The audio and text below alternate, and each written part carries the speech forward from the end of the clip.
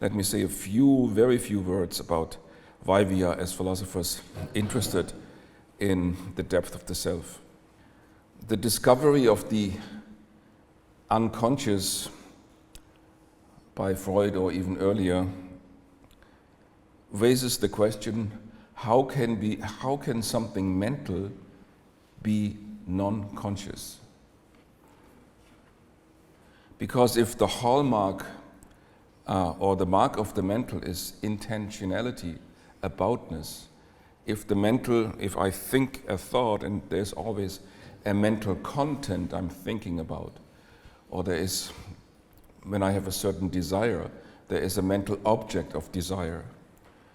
And is there mental content or mental objects of desire without any conscious awareness of them?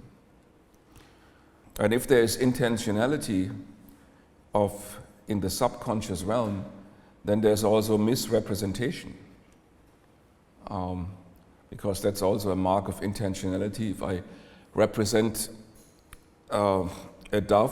misrepresent a dove for an eagle and start running as a rabbit, assuming I'm a rabbit, and I misrepresent a dove for an eagle and start running, that's a clear case of intentionality, of mental representation. And if the subconscious is mental,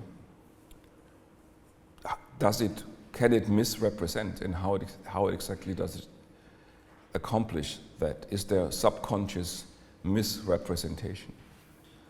And is there even, as Searle claimed, a necessary connection between consciousness and intentionality?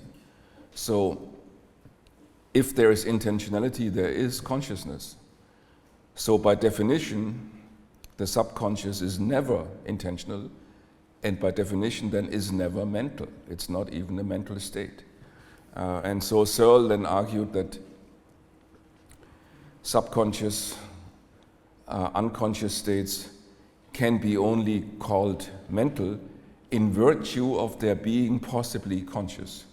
If they could never come to consciousness or arise in consciousness, they would not even be a candidate for something mental. It's in virtue of being possibly conscious that the subconscious is mental. Otherwise, it's not mental at all.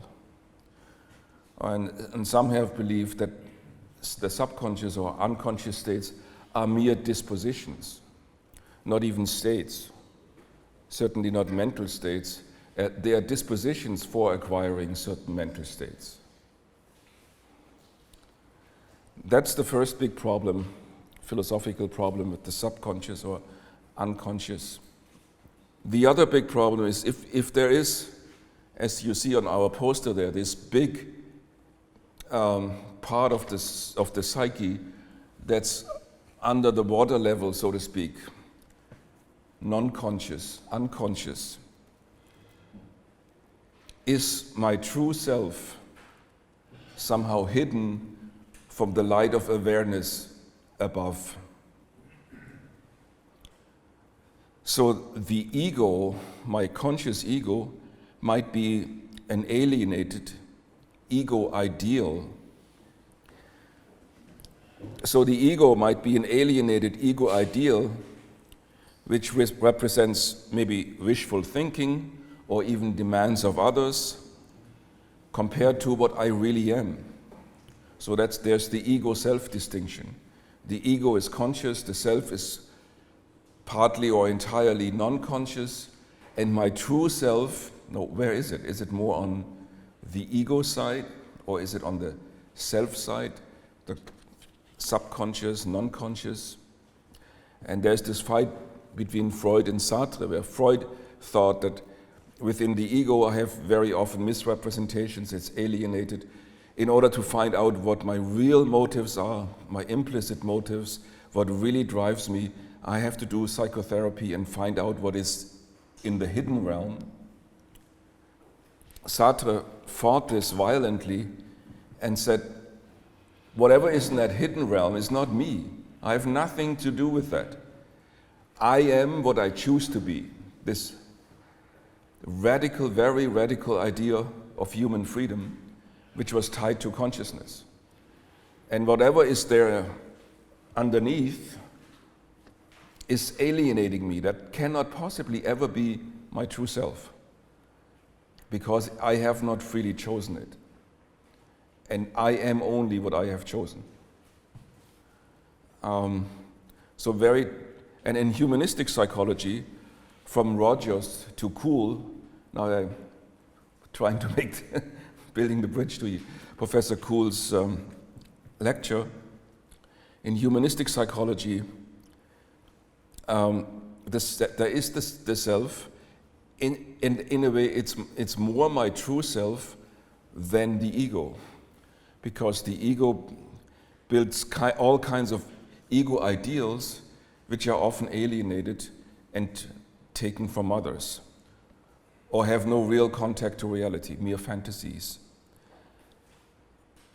The self, however, which is much closer to who I really am, because it contains the memory of all important episodes of my biographical history, the self, according to Kuhl, is not directly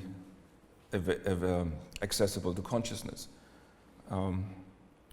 It is accessible, but not directly, as the ego is. So that's the second problem, authenticity. And very connected to the second problem is the freedom and autonomy problem.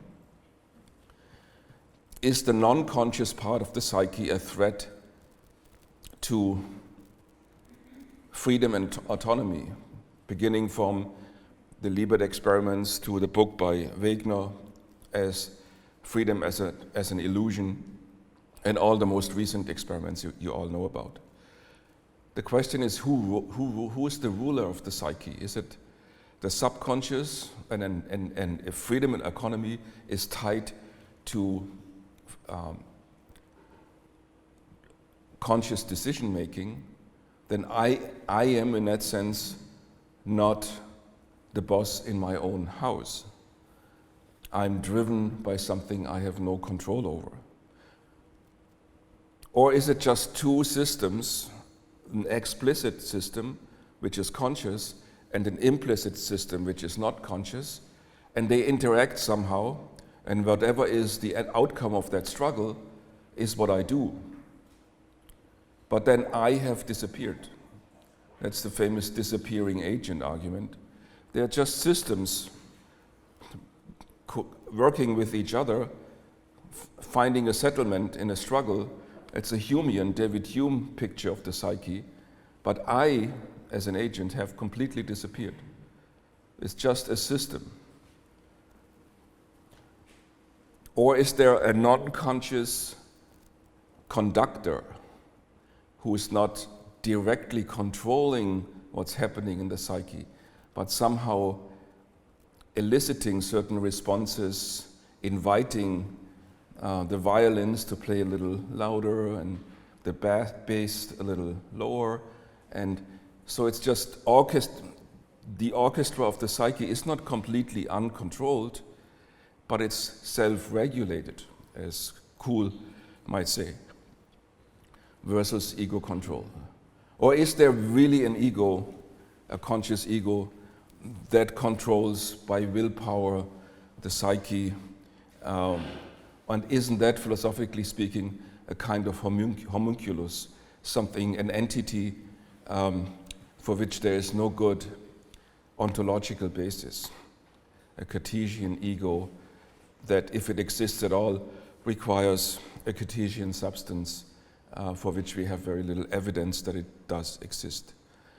So this entire field of the conscious versus the non-conscious is full of interesting philosophical questions. I just picked 3 of them. And so that's the reason why it is so important and interesting for us philosophers. But the task of this conference for me is, first of all, that we philosophers learn from the psychologists so that our discussions about these issues are deeply informed by empirical knowledge. And maybe we also can trigger in you, psychologists and neuroscientists, new interesting questions that only a philosopher could come up with.